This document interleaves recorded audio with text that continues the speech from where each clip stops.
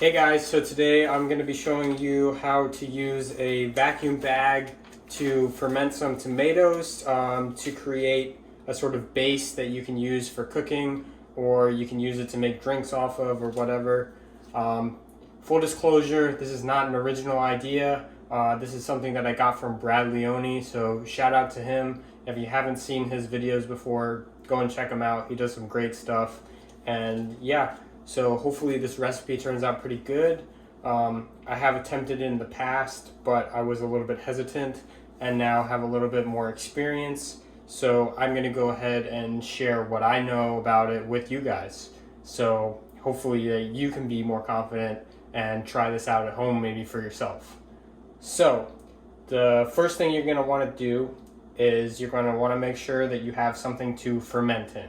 So that could be a jar, or it could be a container, something with a lid on it, or like I'm going to be doing today, it can just be a vacuum bag if you do have, a vacuum sealer, which I do, which is a great way to start fermentation because you can really seal out that air and prevent any unwanted bacteria from getting inside of your ferment.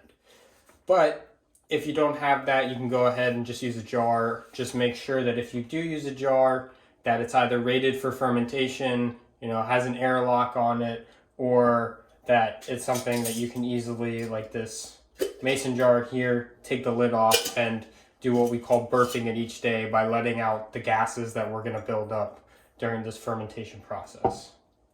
All right, so to go ahead and get started, what you're going to want to do here is get yourself some tomatoes.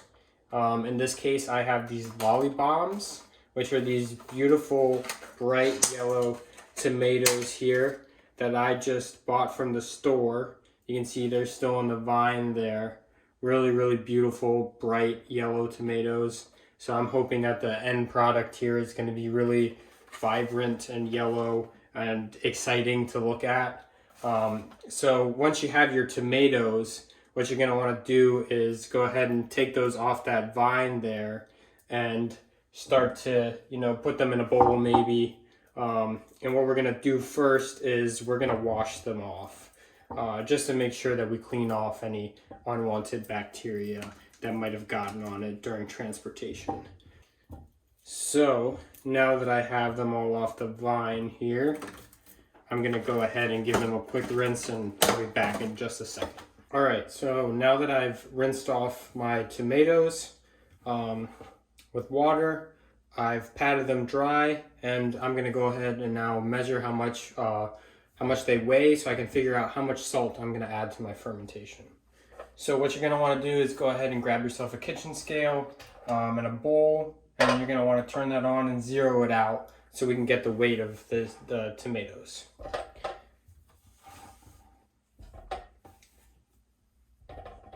I have about 300 grams of tomatoes here, and I'm going to want to add 2% of that weight in salt to it. So I already cheated and did the calculation, so it ends up that I need to add about 6 grams of kosher salt to this. And it's important that you're adding kosher salt and not adding just regular table salt, because table salt has some additive ingredients that are going to prevent your fermentation from taking place.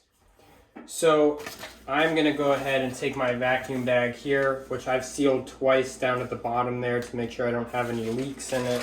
And I'm going to add in all my tomatoes here.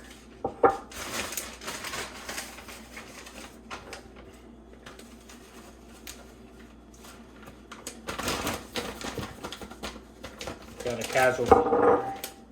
All right, there we go. So now I'm going to put my bowl back on there, zero it out, and I'm going to add my salt to my bowl just to make sure I'm getting the right amount. So there we have about 6 grams of salt. So I'm going to go ahead and add that into the bag there.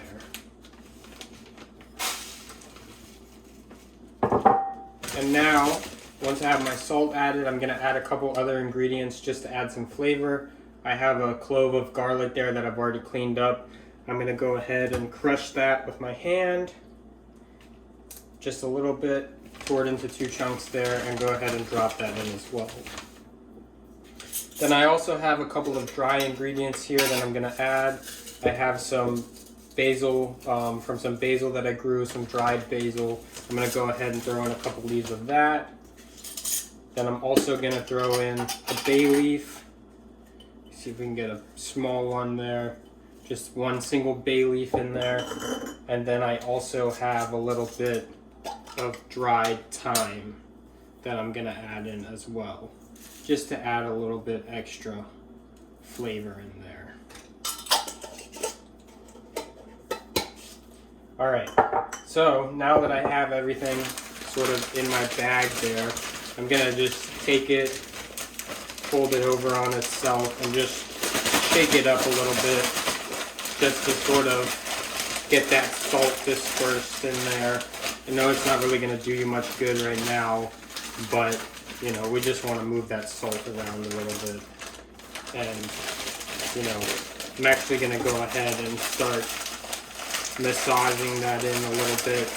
And it's okay if you end up crushing the tomatoes here, because they're just gonna end up kind of crushing themselves anyways and kind of falling apart. So if anything, it's just gonna help speed up your process. Okay, so now I'm gonna go ahead and vacuum seal this bag here.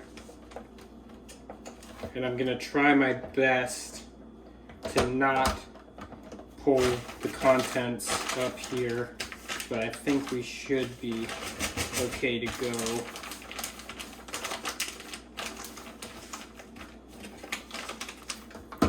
Just want to make sure that I'm actually getting that good vacuum seal there. So, and I'm gonna just set this to go airtight, and I'm gonna set it, my vacuum sealer has a dry setting which pulls a little bit tighter, and ideally you're gonna want to pull as much air out of there as you possibly can. So I'm gonna go ahead and just start vacuum sealing that bag.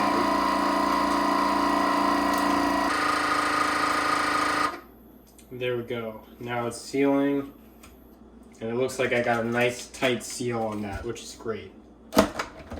And I'm gonna go ahead, just like I did on the bottom, and add an extra, just a seal at the top there, just so that I don't end up having any leaks.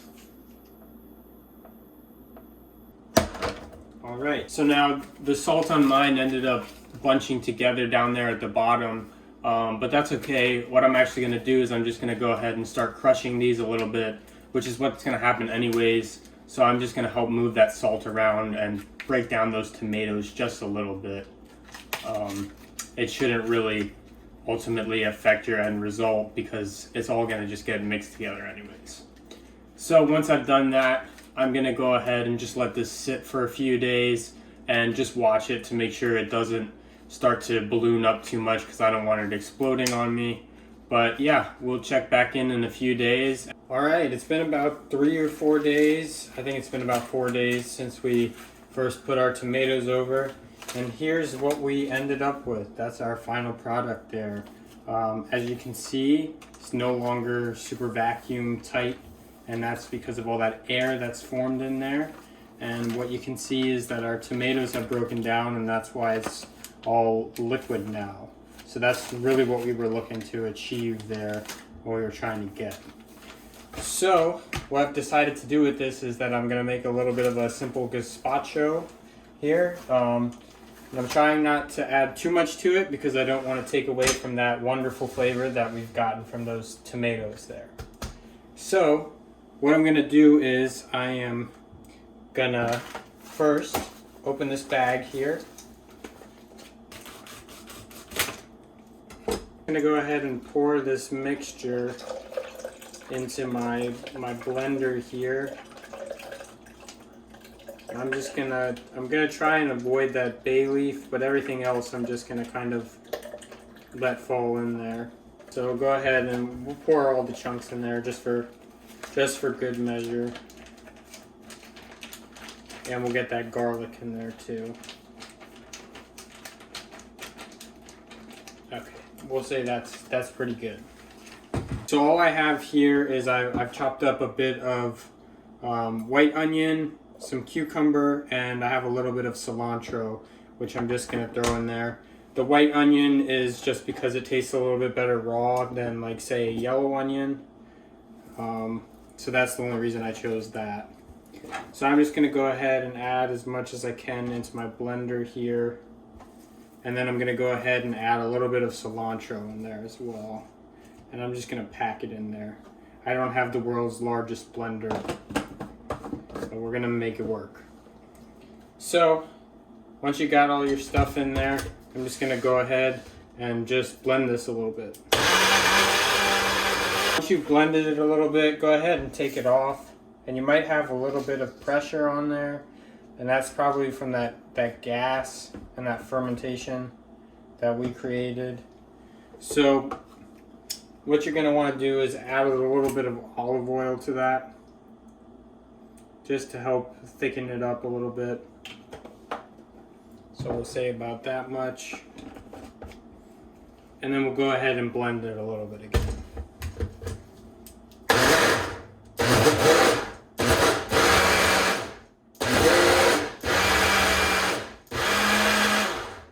And it shouldn't matter too much. You know, we don't need to blend it too much because we're just gonna strain this. Get yourself a nice bowl there. And what you're gonna do is you're just gonna take your strainer and you're just gonna pour this over your strainer. So once you start pouring it, just take yourself a spoon there and start to kind of press that juice out of there.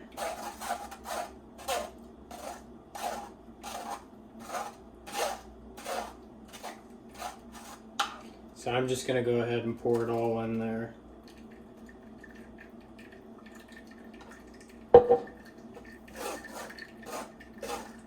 Now this might take a little while, so I'll check back in once I've poured this out. Now that we have our soup all strained out here, you can see it's nice and liquidy, nice and fluid with no chunks. So I'm just gonna go ahead and add a little bit of olive oil just over the top there, just to kind of add a little bit extra something to the top. And then I'm gonna add just a little bit of black pepper on there. You can choose to add that or not add that. I like to have a little bit of pepper. And then we're gonna find ourselves a nice piece of cilantro, if there are any good ones left. We're just gonna take a couple leaves of cilantro here and add those right there in the middle.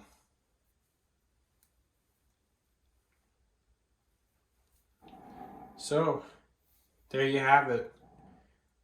We made that nice, beautiful, light gazpacho from those fermented tomatoes. Perfect to enjoy on a nice, warm summer day.